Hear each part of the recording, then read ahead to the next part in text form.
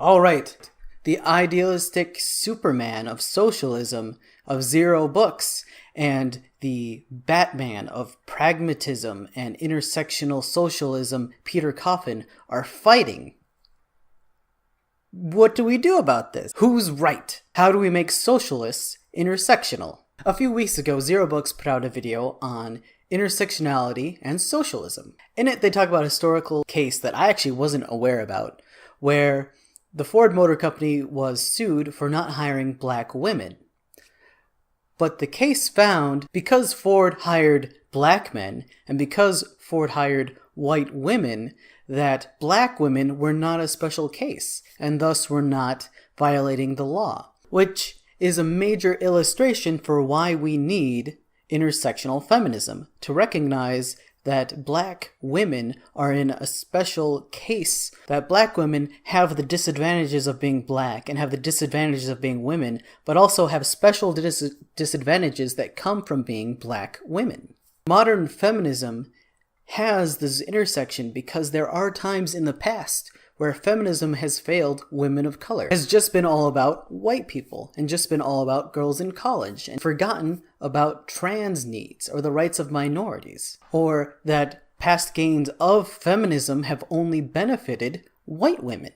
But the video concluded that if we just focus on making socialism happen, then intersectionality will be useless or meaningless, because the whole idea of socialism is getting rid of class, and then every individual in society will have their needs met. Thus, every black or white or black woman in society will have their needs met. Thus, we won't have to focus on the feminism part. And Peter Coffin fires back because he compared this to several television shows in his conclusion of making the video, and said it was disgusting, and there was a bit of name calling and accusations of virtue signaling between the both of them, and it wasn't very productive. The thing is, Zero Book's stance is very idealistic and technically correct, because if you give the needs of every single human being, then there's no way a group could be missing. But Peter is the Batman of this situation, because he recognizes that that's not how society works and how society changes, and also won't help people right now. Peter is very practical. He does not put a definite future system in line. He says, this is what we work on to get there. These are needs and that we have, and these that we need to be aware of in order to work to the future. Where Superman is way in the future, everyone's fine and everyone's great. In the meantime, we need to make it so that black people can get better jobs and can get the skills they need to succeed and support themselves. In the meantime, we need to get women paid equally. We need to get out of this mindset that women should earn less money. We need to stop teaching girls that they need to settle for less, or they can't fight for more money or fight for a raise or be aggressive towards things, and stop teaching boys that they have to be aggressive and they have to take what they want and they can't like things that are girly. Peter Coffin's idea for the future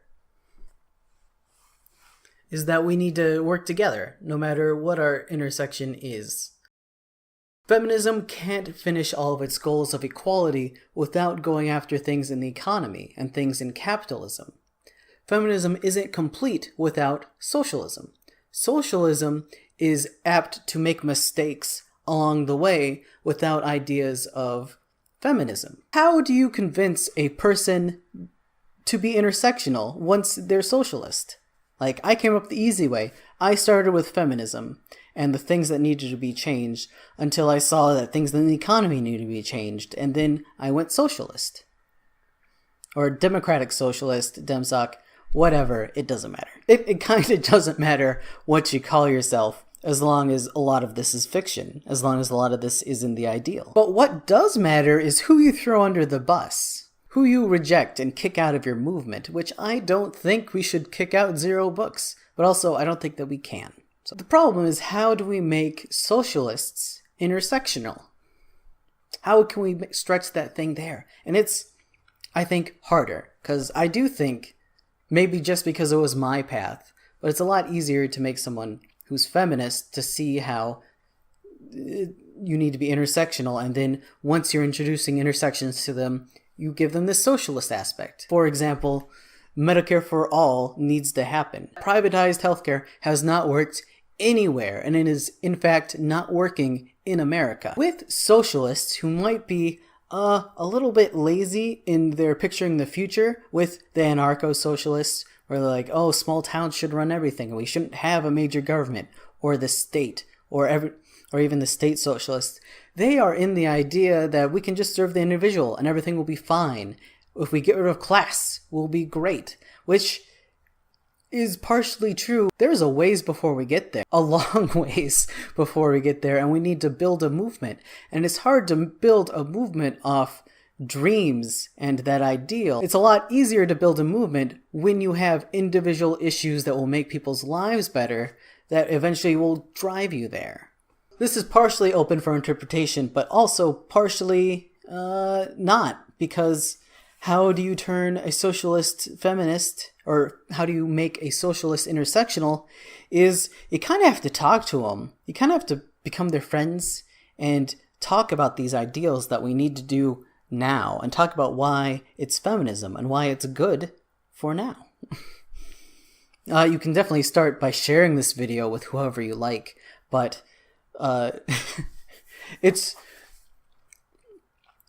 I'd be flattered if someone saw this and changed their mind, but also I know there's going to be a lot of pushback from a lot of socialists that do see that when we help every single person, then there's no point in wondering if that person is black. Like, yeah, but how are we going to get there? See this, if you're watching this as one of those people and you're like, I'm not going to be convinced, like, that's fine.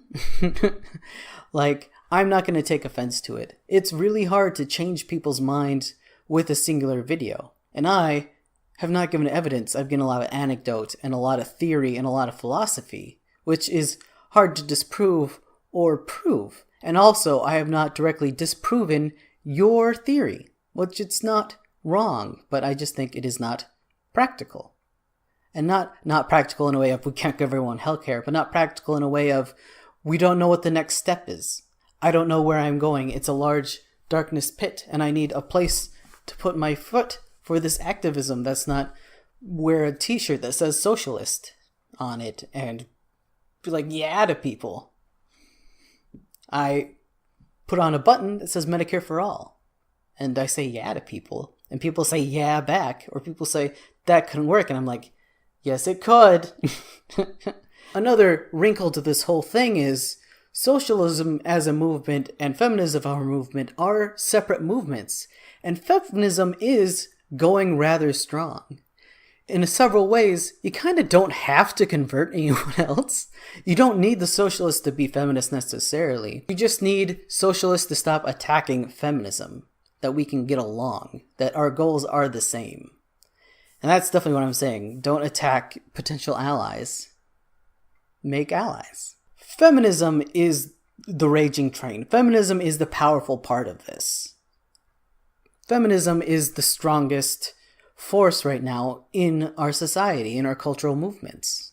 And be wary of pop feminism when capitalists try to monetize feminist movements. And we need to see through that when that happens, and to not fall for it and to not support it, but we need to support the true feminism and intersectional feminism, and then to the socialism. Because companies are evil, and there is no ethical consumption under capitalism. Also, to repeat myself a little, there will be no equality under capitalism, because capitalism wants to divide people in order to sell special things to them. Capitalism thrives off making people compete, making competition, making shortages, making haves and have-nots, so that people can spend more and more money. So in that way, feminism can never be complete without getting rid of capitalism. So I haven't checked up on it by now, but if Peter or the Zero Books guy, whose names I forget because I'm the worst and I don't actually do research for my editorial videos, if either of you see this, know that I think you are both doing good, and you're both doing good things in society. And I know you guys will fight and have differences, but hopefully those differences don't make it so you can't work together. Because once in a while, Batman and Superman need to work together even if they don't see eye to eye. Because they both want a better world. They just have different ideas about how to do it. And one of them's better. So it's alright to disagree, and it's also alright to be angry with this thought by hardcore socialists. But you should know that you're not going to change their minds that way. And the way that we're going to change it is by coming together and by being social with them. Please put down in the comments what you think, even though I did kind of give my answer. I don't think you should call out anyone, but I'd love it if you shared this video and gave it a like. And I would love to talk to people in the comments, though I can't guarantee all of my time. If you put down a comment, just be real open to listening to other people and be real listening to be a friend and be social. Come on, guys. We all want the same thing, but we need to find a way to get there. We need to find the next step. And this could be how. Ooh.